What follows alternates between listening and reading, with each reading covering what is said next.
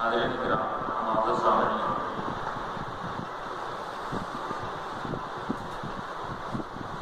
ابھی میں نے جس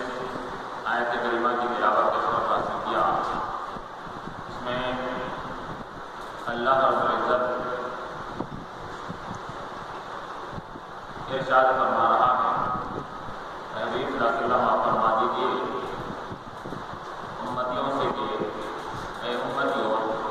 میں تم سے کچھ نہیں مانگتا تبلیغ دین پر سوائے کہ تم میرے گھر والوں سے محبت کیا کرو،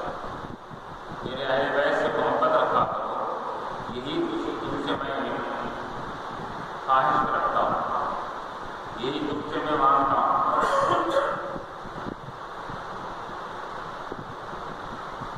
آپ نے اور ہم نے سنا شہادت کے واقعے کو، اور امام حسن رضی اللہ تعالیٰ عنہ نے اور اہل بیت رضوان اللہ تعالیٰ علیہ اجمعین، امام حسین کے گھر والوں کی جو شہادتیں ہوئی، انہوں نے قربانیاں دی، اس کو ہم نے تفصیل کے ساتھ سماعت کیا۔ اب چونکہ یہ واقعہ اللہ تعالیٰ نے پہلے مقدر کر چکا تھا، تقدیر میں لکھا جا چکا تھا، اور اس کی اطلاع حضور پاک علیہ السلام کو بھی تھی، امام حسن حسین رضی اللہ عنہ کو بھی تھی، اور بی بی فاطمہ الزہرا حضرت علی رضی اللہ عنہ کو بھی تھی۔ اسی وجہ سے حضور پاک علیہ السلام نے اپنے اہل بیت کی فضیلت ظاہر فرمائی، کیونکہ انہی کی وجہ سے، ان کی قربانیوں کی وجہ سے، اور ان کی دین کی راہ میں اپنی جان لٹانے کی وجہ سے اسلام کو جو سربلندی ملنے والی ہے، اسلام کو جو ترقی ملنے والی ہے، اور اسلام کی بقا کا جو ذریعہ بنے ہیں ان کی قربانیاں، اس کی بنیاد پر حضور نے فرمایا کہ تم میرے اہل بیت سے محبت کیا کرو، اور میں تم سے اور کچھ نہیں مانگتا۔ چنانچہ حدیث شریف میں آتا ہے کہ حضور پاک علیہ السلام نے فرمایا کہ تم احبونی لحب اللہ، کہ تم مجھ سے محبت اللہ کی وجہ سے کرتے ہو، اللہ کی وجہ سے مجھ سے محبت کرو، اور میری وجہ سے میرے اہل بیت سے محبت کیا کرو۔ اور حضور پاک علیہ السلام نے دوسری حدیث میں فرمایا کہ تم اپنے بچوں کو ابتدائی سے میرے اہل بیت گھر والوں کی محبت کا جام ان کو پلاتے رہو، ان کی گٹھی میں یہ بات ڈال دو کہ وہ میرے گھر والوں سے محبت کیا کریں۔ چنانچہ حضور پاک علیہ السلام نے کیا فرمایا کہ میں تم کو 3 باتوں کا حکم دیتا ہوں کہ تم اپنے اولاد کو 3 باتیں سکھاؤ، ادبوا اولادکم بثلاث، اپنے اولاد کو تم تربیت دو، سکھاؤ 3 چیزوں کی، حب نبیکم، اپنے نبی کی محبت ان کے دلوں میں بٹھاؤ، پہلے سب سے پہلے نبی کی محبت کو ان کے دلوں میں جاگزی کیا گیا، اور اس کے بعد حب اہل بیتہ، اور نبی کے اہل بیت کی محبت ان کے دلوں میں بٹھاؤ، اور پھر تلاوت القرآن، قرآن کی تلاوت کی محبت، قرآن کی محبت ان کے دلوں میں بٹھاؤ۔ یہ 3 چیزوں کا حضور نے وضاحت کے ساتھ ذکر فرمایا، حدیث احادیث شریف آ گئی۔ اب یہاں پر اگر یہ بات کسی کے دل میں کھٹکنے لگے کہ اللہ کی محبت کا ذکر ہی نہیں ہے، آپ نبی کی محبت، اہل بیت کی محبت، قرآن کی محبت، پھر اللہ کی محبت کہاں گئی؟ اگر کسی کے کج ذہنی میں یہ کجی آ جائے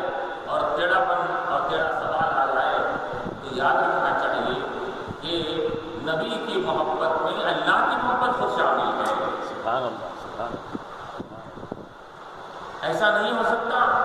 کہ نبی کا چاہنے والا خدا کو نہ مانے، خدا کو نہ چاہے.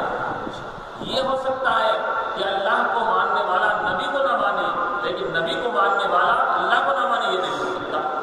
جو نبی کو مانے گا، نبی سے محبت کرے گا، یقیناً وہ اللہ تعالیٰ سے بھی محبت کرے گا. اور اسی وجہ سے نبی کی محبت میں اللہ کی محبت خود یہاں شامل ہے. اور پھر حضور نے کیا فرمایا؟ میرے گھر والوں کی محبت. اور پھر تیسری چیز قرآن کا مقام و مرتبہ افضل و اعلیٰ ہے، لیکن حضور نے تیسرے مقام پر رکھا کہ تیسری چیز قرآن کی محبت اور قرآن کی تلاوت کی محبتوں کے دلوں میں رکھا. اب اس سے یہ بات ظاہر ہوتی ہے کہ جس کو یہ دو محبتیں مل جائیں، نبی کی محبت، اہل بیت کی محبت، اور ان دونوں محبتوں کے ذریعے سے گویا کہ حضور پاک علیہ السلام دو چیزوں کی محبت کے بعد قرآن کی تلاوت کے حکم دے رہے ہیں. گویا کہ جس طرح کے انسان کے چہرے پہ دو آنکھ ہوا کرتی ہیں، وہ آنکھوں سے اپنے قرآن کی تلاوت کرتا ہے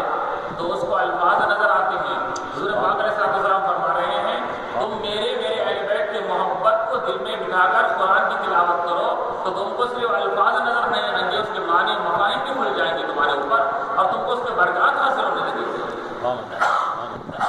ظاہری آنکھوں سے الفاظ دکھتے ہیں،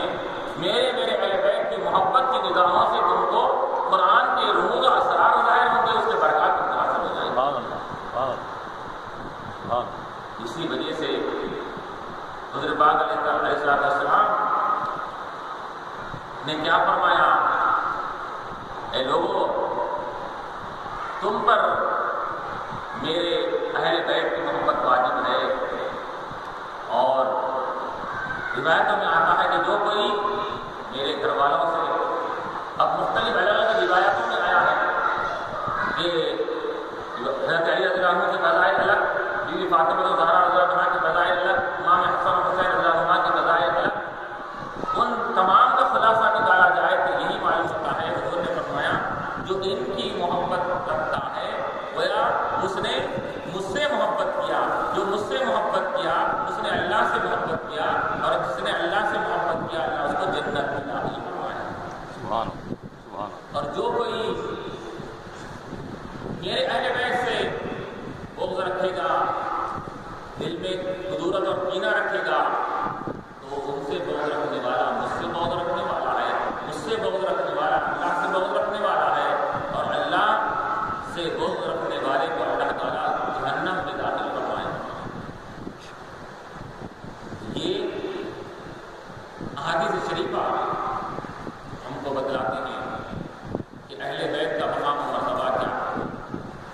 پھر اہل بیت یہ مقام و مرتبہ یوں ان کو حاصل نہیں ہوا. ایک تو نسبت رسول صلی اللہ علیہ وسلم ان کو حاصل ہے، اور صرف نسبت کی بنیاد پر یہ مقام و مرتبہ نہیں پائے. نسبت کے لحاظ سے تو مقام ملنا ہی تھا، اس کے ساتھ ساتھ انہوں نے دین کے لیے قربانیاں دی، تن کی، من کی، دھن کی، اولاد کی، تمام چیزوں کی قربانیاں انہوں نے دی کر ثابت کر دیا کہ لوگوں کہ تمہارے پاس جو دولت ہے، جو زندگیاں ہیں، حیات ہیں، یہ سب اللہ کی امانتیں ہیں. تو تم دین کے خاطر اگر وقت آنے پر ان سب کی قربانیاں اگر دینے کی نوبت آ جائے تو تم اس سے پیچھے نہیں ہٹنا چاہیے. اور پھر یہ اہل بیت ہے کون؟ تو اس میں علماء نے کہا کہ اہل بیت میں ازواج مطہرات تو داخل نہیں، اس کے ساتھ ساتھ بیوی فاطمہ الزہرا، حضرت علی رضی اللہ عنہ اور امام حسن و حسین رضی اللہ عنہ یہ اہل بیت میں شامل ہیں. اب دیکھیے کہ گھر والے خاندانی نسب اور سلسلہ ثابت ہوتا ہے اولاد نرینہ سے، بیٹے سے. بیٹے کے اولاد کو اپنی اولاد کہا جاتا ہے، بیٹی کی اولاد کو پرایا قرار دیا جاتا ہے، یہ ظاہری اعتبار سے۔ لیکن یہاں پر حضور پاک علیہ السلام ارشاد فرماتے ہیں کہ میری اولاد نرینہ یہ بقید حیات نہیں رہی تو کیا ہوا، میری اولاد کا سلسلہ اولاد نرینہ سے نہیں بلکہ بیوی فاطمہ الزہرا سے جاری رہے گا۔ تو ان نواسوں کو حضور نے اپنی اولاد کہا، اور روایت میں آتا ہے کہ حضور پاک علیہ السلام اپنے نواسوں کو اپنا بیٹا کہہ کر پکارا کرتے ہیں۔ ایک روایت میں آتا ہے کہ جب یہ آیت نازل ہوئی انما یرید اللہ لیذھب عنکم الرجس اہل البیت ویطہرکم تطہیرا، اہل بیت کی طہارت کی، پاکی کی، ان کے تمام قدرتوں سے ان کی پاک ہونے کی جب علامت اور دلیل بیان کی گئی قرآن کریم میں، تو روایت میں آتا ہے کہ حضور پاک علیہ السلام کالی کملی چادر اوڑھے ہوئے تھے۔ اتنے میں امام حسن رضی اللہ عنہ تشریف لائے، آپ نے امام حسن کو چادر میں لے لیا، امام حسین رضی اللہ عنہ تشریف لائے، ان کو اپنی چادر میں لے لیا، بیوی فاطمہ الزہرا رضی اللہ عنہا آئی، ان کو اپنی چادر میں لے لیا، اور اس کے بعد حضرت علی رضی اللہ عنہ تشریف لائے تو ان کو اپنی چادر میں لے لیا اور لے کر فرمایا اللہم ہؤلاء اہل بیتی، اے اللہ میرے یہ اہل بیت ہیں اور میں ان سے محبت کرتا ہوں، اور جو ان سے محبت کرے، اور اللہ تو ان سے محبت کر، اور جو ان سے محبت کرے تو ان کو تو مقامات رفیع کا، ان کو سزاوار بنا۔ یہ محبت، ان کی محبت کی وجہ سے روایتوں میں آتا ہے کہ جو ان سے محبت کرے اللہ تو ان سے بھی محبت کر، میں ان کو چاہتا ہوں، جو ان کو چاہے میرے اہل بیت کو چاہے، تو اے اللہ تو ان سے بھی محبت رکھا کر۔ اور پھر یہ اہل بیت جنہوں نے جو قربانیاں دیا، یہ شہادت جنہوں نے جو اللہ کے راہ میں شہادت کا مقام و مرتبہ پایا ہے، یہ شہادت جو شہادت کو، اس کے معنی کو حقیقی معنی میں نہیں سمجھتے کہ شہادت کا مقام و مرتبہ ہے کیا، شہادت کا منصب کیا ہے۔ یہ سعادت بزور بازو نیست کے لحاظ سے یہ شہادت ہر ایک کو حاصل نہیں ہوتی، شہادت کی یہ انہی لوگوں کو شہادت ملتی ہے جن کو اللہ تبارک و تعالیٰ کا خاص کرم اور فضل ہوتا ہے۔ ہمارے اسلاف یہ شہادت کا مرتبہ پانے کے لیے دعائیں کیا کرتے تھے۔ حضرت عمر رضی اللہ عنہ کیا فرماتے تھے، اے اللہ میں تجھ سے دعا کرتا ہوں کہ مجھے شہادت کی موت دے، اور تیرے نبی علیہ السلام کے شہر میں مجھے دفن ہونے کا موقع عنایت کر، میری موت مدینے میں ہو اور شہادت کی موت مجھے نصیب ہو جائے۔ کیوں؟ کیونکہ وہ جانتے تھے حضور پاک علیہ السلام نے شہید کی کیا معنی بتائے ہیں، اور شہادت کا کیا مقام و مرتبہ اللہ کے رسول علیہ السلام نے ظاہر فرمایا۔ یہ شہادت علماء نے لکھا کہ اس کے شہید کے معنی کیا ہیں۔ شہید کے مختلف معنی ہیں، شہید کے معنی حاضر، شہید کے معنی گواہ، شہید کے معنی ناصر، شہید کے معنی مددگار، مولا، شفاعت کرنے والا، مختلف معنی شہید کے آئے ہیں۔ اب ایک معنی حاضر کے ہیں، تو شہید کو حاضر کیوں کہا جاتا ہے؟ شہید کو حاضر کیوں کہا جاتا ہے؟ تو روایتوں میں آتا ہے کہ جب بندہ اللہ کی راہ میں اپنی جان دے دیتا ہے، قربان ہو جاتا ہے، شہادت کا مرتبہ پا لیتا ہے، تو فوراً وہ رب کی بارگاہ میں حاضر ہو جاتا ہے، رب کی بارگاہ میں پہنچ جاتا ہے، حاضر ہو جاتا ہے۔ اور پھر یہ بھی روایت میں آتا ہے کہ جب یہ اپنی جان دیتا ہے اللہ کی راہ میں، تو اس وقت فرشتے حاضر ہوتے ہیں. حاضر کے ایک معنی یہ بھی ہے کہ اس کے روح نکالنے کے وقت میں فرشتوں کا ایک ازدحام، ایک جماعت اس کے پاس حاضر ہوتی ہے. تمام فرشتوں کی جمعیت میں اور اجتماع میں ان کی حضوری اور حاضری میں اس کی روح فقط اصول سے پرواز کر جاتی ہے. اور ایک موجود کے معنی بھی ہے کہ یہ رب تبارک و تعالیٰ کے دیدار کو کرتا ہوا اس کی روح اس کے لیے فقط اصول سے پرواز کرتی ہے. جب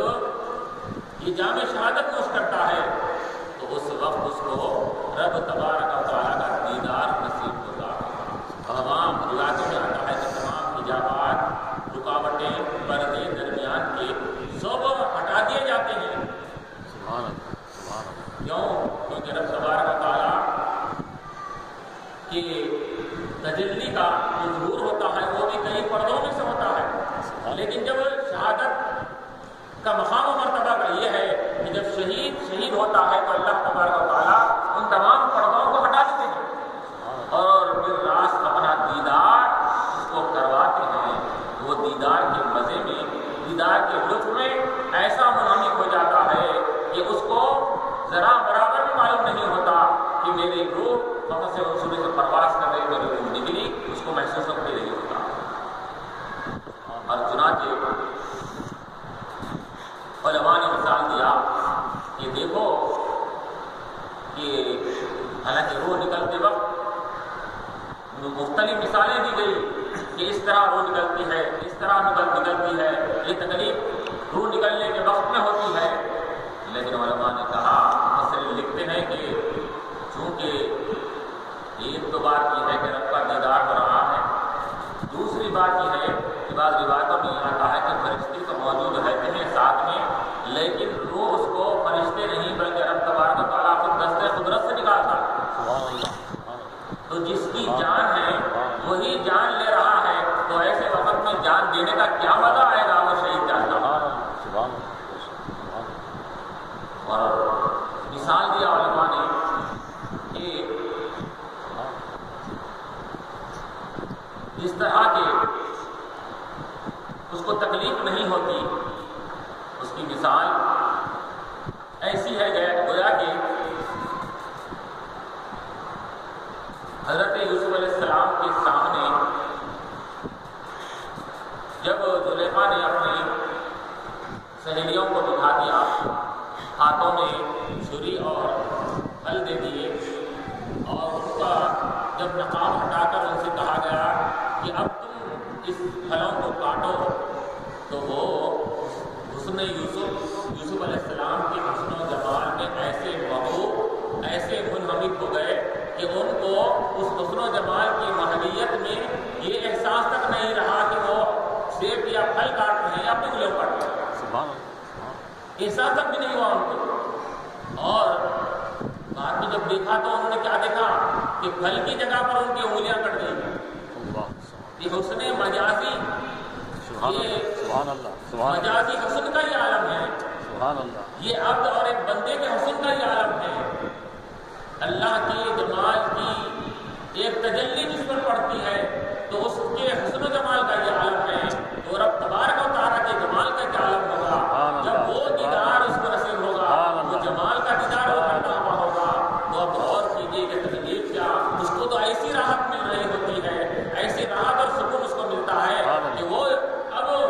جنت میں جانے کے بعد بھی کوئی شخص یہ تمنا اور آرزو نہیں کرے گا کہ دوبارہ دنیا میں آ جائے. لیکن شہید کو جو مزہ ملا تھا روح نکلتے وقت میں، وہ ہمیشہ بار بار تمنا کرے گا. اللہ تعالیٰ بلا کر کہے گا، ایک شہید بتلا کیا تیری کچھ آرزو اور تمنا ہے؟ شہید کہے گا، اے بار الہ میری آرزو تمنا یہی ہے. اگرچہ کہ جنت میں ہما اقسام کے میوے ہیں، حوریں ہیں، غلمان ہیں اور ہر قسم کے مشروبات ہیں، ہر قسم کے غذائیں ہیں، لیکن میری یہ آرزو اور تمنا ہے مجھے دوبارہ بار بار دنیا میں بھیج اور بار بار میں وہ شہادت کا مقام پاؤں تاکہ اس شہادت کی وجہ سے تیرے دیدار سے لطف اندوز ہوتا جاؤں.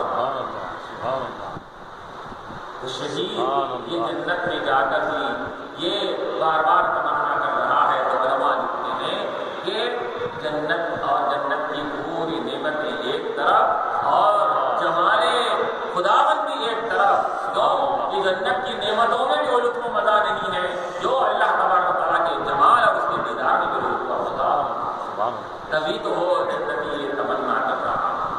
اور پھر یہی نہیں، حضور پاک علیہ السلام حدیث شریف میں آتا ہے، حضور کریم علیہ السلام نے ارشاد فرمایا کہ میری بھی آرزو ہے میں بار بار حضور 10 مرتبہ کا الفاظ دیتے ہیں، بار بار دنیا میں بھیجا جاؤں اور میں بار بار شہید کیا جاؤں، میری یہ تمنا اور آرزو ہے۔ اور ایک روایت میں آتا ہے کہ حضرت جابر رضی اللہ عنہ کے والد بزرگوار جب جنگ احد میں شہید ہو گئے، حضرت جابر رضی اللہ عنہ اور ان کے خاندان والے رونے لگے، تو حضور پاک علیہ السلام نے ان کو تسلی دیتے ہوئے کہا کہ جابر کہ تم رو رہے ہو، تمہارے والد عبداللہ یہ رب کی بارگاہ میں رب کا دیدار کرتے ہوئے وہاں ان کی بارگاہ میں پہنچ گئے۔ اور جب شہید شہادت پاتا ہے تو علماء فرماتے ہیں، روایتوں میں آتا ہے کہ ہر ایک کو دوسرے عام مومنین کو جو بھی جنت کی نعمتیں ملیں گی، وہاں غذا ملے گی، حور ملیں گے، غیمان ملیں گے، وہ تو بعد حساب کتاب کے قیامت کے بعد ہوگا، لیکن شہید کے تعلق سے آتا ہے یہ شہادت آتے ہی ایک تو رب کا دیدار کرے گا، دوسرے یہ کہ فوراً اس کو جنت میں داخل کر دیا جائے گا، اور تیسرے یہ کہ جنتی لباس ابھی سے پہنا دیا جائے گا، اور پھر یہی نہیں دوزخ سے دور کر دیا جائے گا، اور پھر حور و غیمان اور حوروں سے اس کی شادی کر دی جائے گی، حور اس کو عطا کر دی جائے گی۔ اس وجہ سے روایت میں جاتا ہے، قرآن کریم اللہ نے کہا فرمایا وَلَا تَحْسَبَنَّ الَّذِينَ قُتِلُوا فِي سَبِيلِ اللَّهِ أَمْوَاتًا بَلْ أَحْيَاءٌ عِندَ رَبِّهِمْ يُرْزَقُونَ، بلکہ زندہ ہیں اور اپنے رب کے پاس جیتے جاگتے رزق پا رہے ہیں، روزی حاصل کر رہے ہیں۔ اور پھر جب شہید سے پوچھا جائے گا تو ایک اللہ تعالیٰ فرمائے گا کہ میرا یہ فائدہ ہے کہ جنت میں داخل ہونے کے بعد دوبارہ دنیا میں بھیجا نہیں جائے گا، اب تم اور بتاؤ کہ تمہاری اور دوسری خواہش کیا ہے؟ تو شہید کہے گا کہ اے بار اللہ میں یہ چاہتا ہوں کہ مجھے یہ مقامات رفیع بلند مقامات ملے ہیں، یہ جو درجہ ملا ہے، تیرا دیدار ہوا ہے اور یہ نعمتیں جنت کی ملی ہے، یہ اس کے تعلق سے میں لوگوں کو میں جا کر سناؤں تاکہ وہ بھی شہادت کی تمنا کرے اور شہادت کے لیے کوشش کرے۔ تو اللہ تعالیٰ نے فرمایا کہ تمہاری طرف سے ہم اس کے لوگوں کو خبر دیتے ہیں، اور قرآن کریم میں اللہ نے آیت نازل فرمائی وَلَا تَقُولُوا لِمَنْ يُقْتَلُ فِي سَبِيلِ اللَّهِ أَمْوَاتٌ بَلْ أَحْيَاءٌ وَلَٰكِنْ لَا يَشْعُرُونَ۔ یہ آیت کریمہ اللہ تعالیٰ نے نازل فرما کر بتا دیا کہ شہید کا وہ مقام و مرتبہ ہے کہ وہ اس کو وہاں رزق بھی مل رہا ہے، حور و غیمان کے ساتھ بھی ہے، اور ہم اقسام کی نعمتیں کھا رہا ہے، اور جہاں چاہے وہ پھر رہا ہے، ہو رہا ہے۔ اور پھر یہاں پر شہادت کی تمنا جو شہید کرتا ہے، تو دوسری بات یہ ہے کہ حضور پاک علیہ السلام نے بھی تمنا کی کہ میں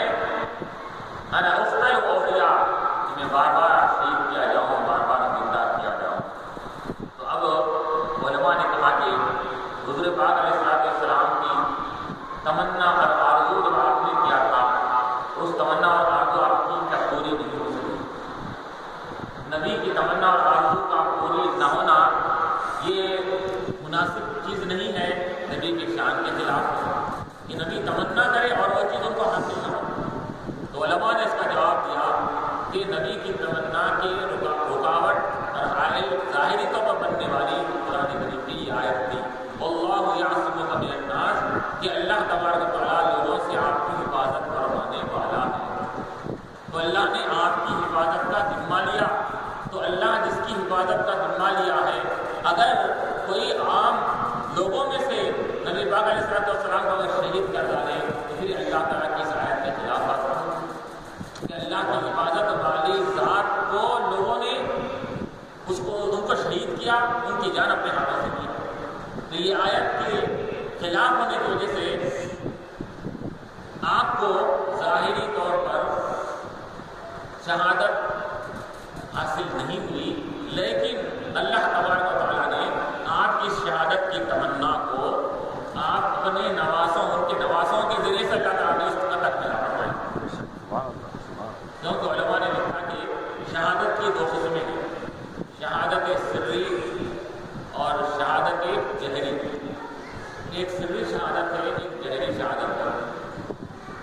تو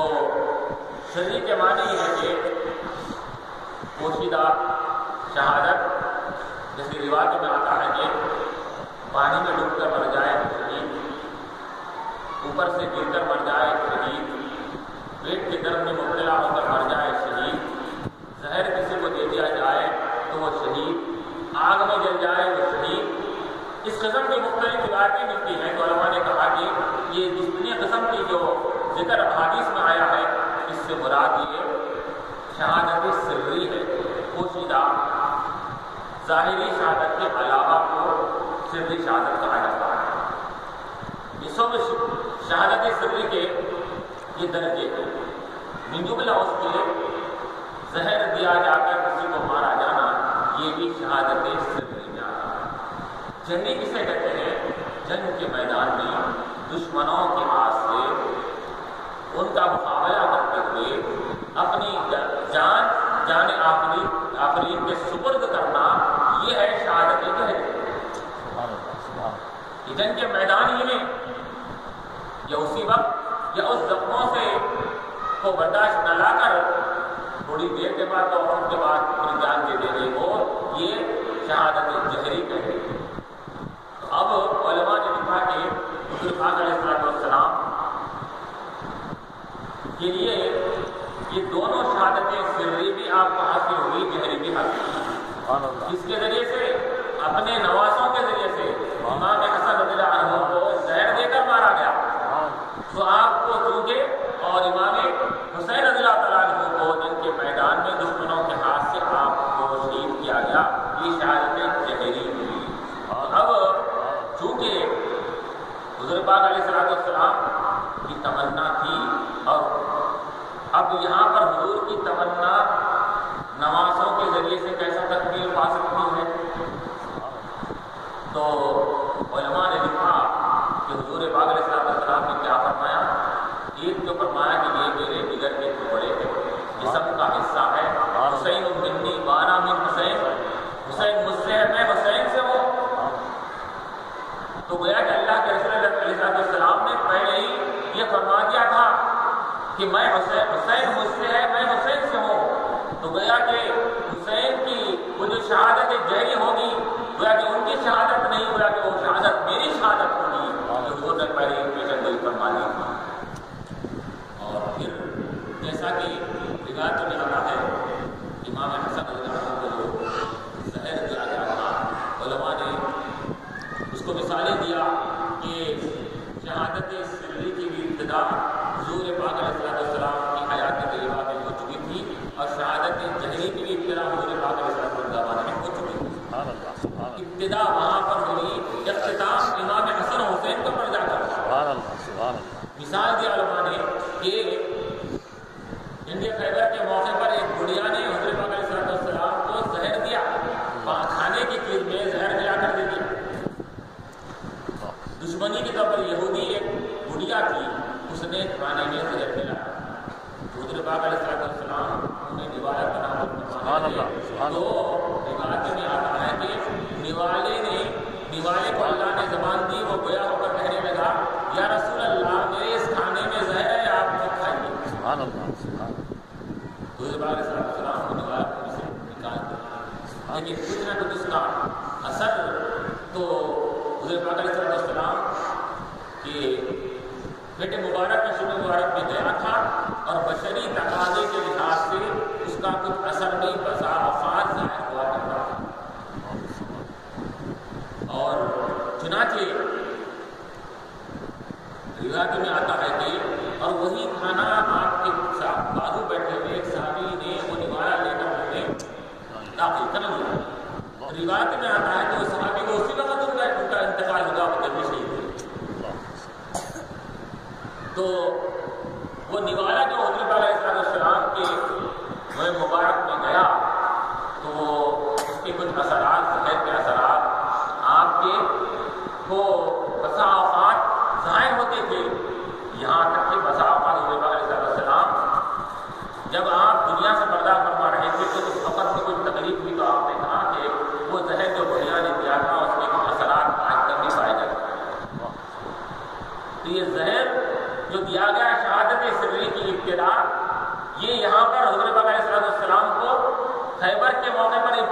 واضح ہو چکی تھی،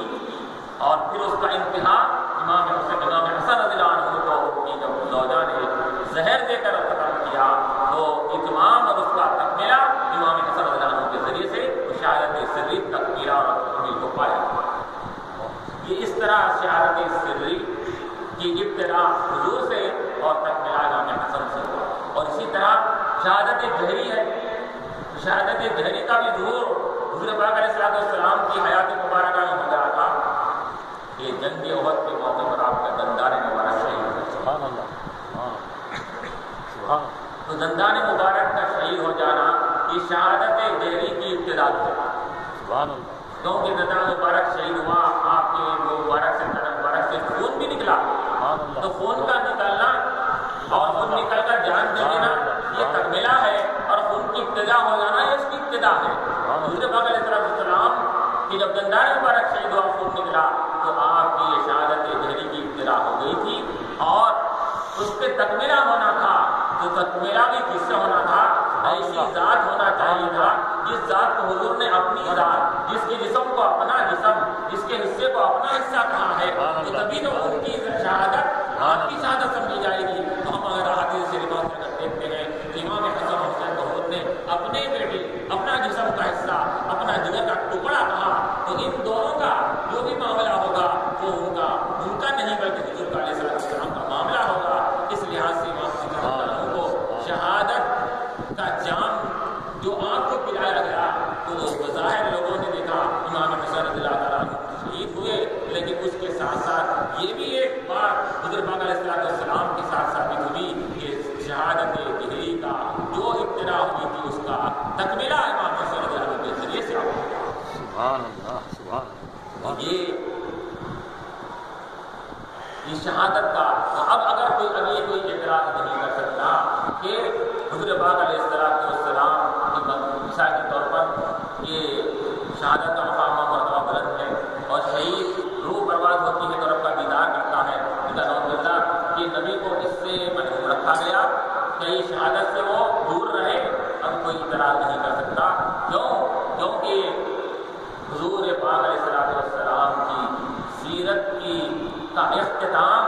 یہ کس سے ہوتا ہے؟ امام حسن حسین کے ذریعے سے ہوتا ہے۔ یہ جب دونوں کی شہادت ہوئی گویا کہ سیرت کا احترام ان پر جا کر مکمل ہوتا۔ سبحان اللہ، سبحان اللہ۔ اور پھر جب حضور پاک علیہ السلام کی آپ کی تمنا کا بھی اس طرح اس کا ظہور ہوا، اور تمنا بھی آپ کی تکمیل پائی، اور امام حسین رضی اللہ تعالیٰ عنہ اور ان کے رفقا کو جو شہید کیا گیا،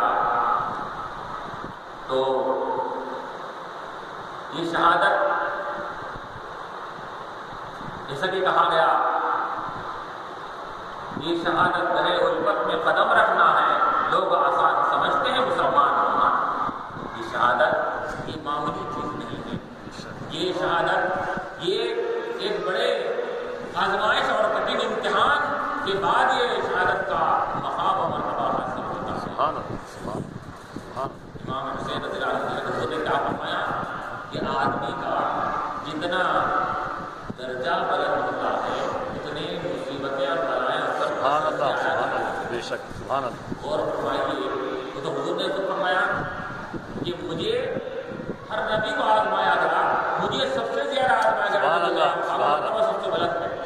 اور ہر نبی کے آل کو آزمایا گیا ہوگا، لیکن آل نبی کو جو آزمایا گیا وہ شاید کسی آل کو آزمایا نہیں، ہر اعتبار سے ان کو آزمایا گیا۔ وَلَنَبْلُوَنَّكُمْ بِشَيْءٍ مِّنَ الْخَوْفِ وَالْجُوعِ وَنَقْصٍ مِّنَ الْأَمْوَالِ وَالْأَنفُسِ وَالثَّمَرَاتِ، ہر قسم کی بھوک، پیاس، نقص من الاموال، مال کی کمی، والانفس، جانوں کا لڑایا جانا، والثمرات، پھلوں یعنی کہ چھوٹے چھوٹے شکار بچوں کی قربانیاں، اس کے ذریعے ہم آزماتے ہیں۔ تو یہ آیت میں اللہ تعالیٰ نے ان چیزوں کا ذکر فرمایا۔ تو اب علماء فرماتے ہیں مفسرین کے کسی کو کسی کے ذریعے آزمایا جاتا ہے، کسی کے ذریعے آزمایا جاتا ہے۔ یہ آیت کا اگر مکمل مصداق اگر کوئی بنتے ہیں تو اہل بیت رضوان اللہ تعالیٰ علیہ کی توفیق ہے، ان کو ہر جز کے ذریعے آزمایا گیا۔ آیت کا کوئی جز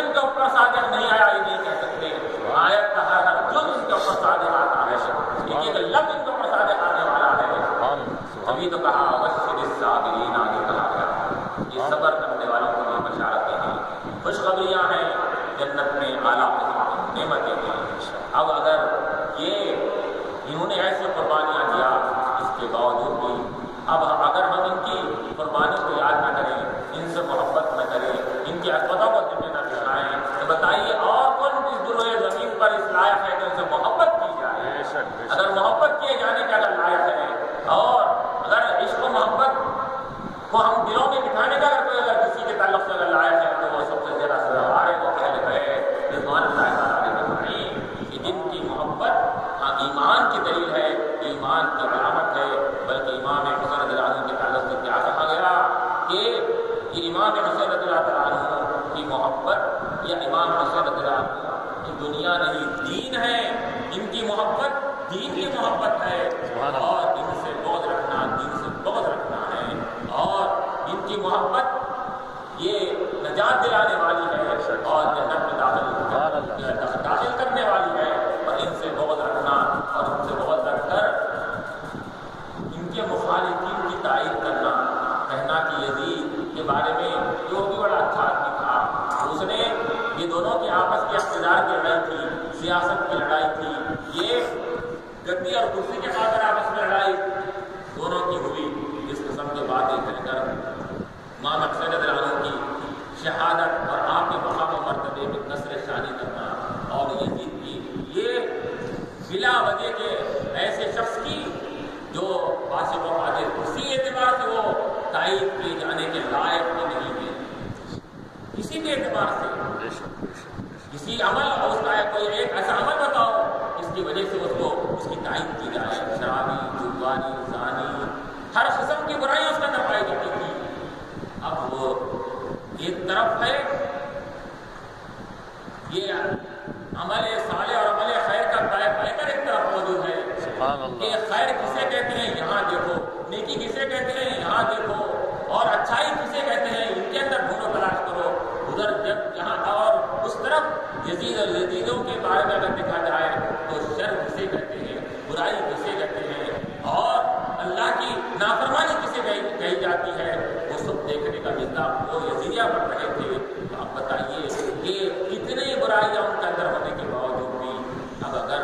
ان کی تائید کیا جائے اور اس کی تائید میں اس کو اچھا کہا جائے، اور بلکہ یہاں تک کہا جاتا ہے لوگوں نے یہ کہا یزید نعوذ باللہ رضی اللہ عنہ کیوں صحابی کے بیٹے کے معاویہ رضی اللہ عنہ کے ان کو بھی برا بلا نہیں کرنا چاہیے، استغفر اللہ۔ اور اس کے مقابلے میں امام حسین رضی اللہ عنہ کے شہداء کربلا کی فضیلت کو ظاہر کرنے کے مقابلے میں الٹی اس کی طرف اس کی تائید کی جا رہی ہے۔ اب ٹھیک ہے کہ آپ صداقت پر یا حقیقت پر مبنی ہے، یا آپ کی بات آپ جو موقف